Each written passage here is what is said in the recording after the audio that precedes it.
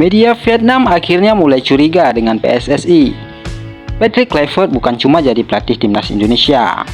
Simak video selengkapnya hanya di channel ini. Media Vietnam mulai menyadari bahwa Patrick Kluivert mampu menjadikan timnas Indonesia semakin berbahaya di level Asia Tenggara, bahkan di level Asia. Meski belum memulai pertandingan perdananya sebagai pelatih timnas Indonesia, Patrick Kluivert sudah dianggap sebagai sosok yang berbahaya.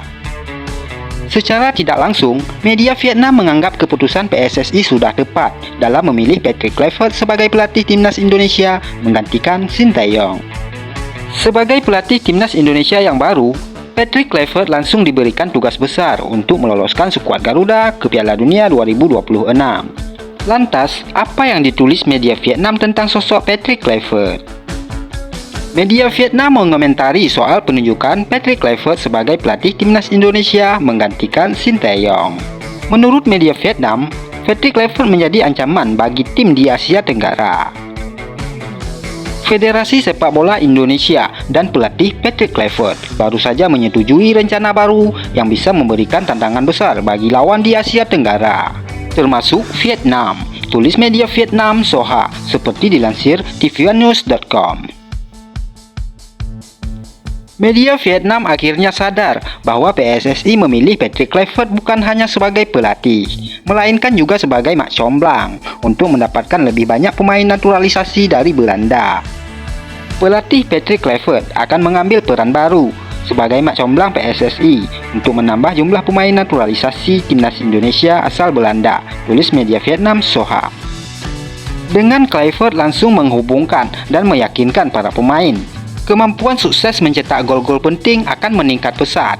Saat ini PSSI masih menyelesaikan seluruh prosedur naturalisasi dua pemain Belanda, Oleh Romani dan Jairo Ridewar.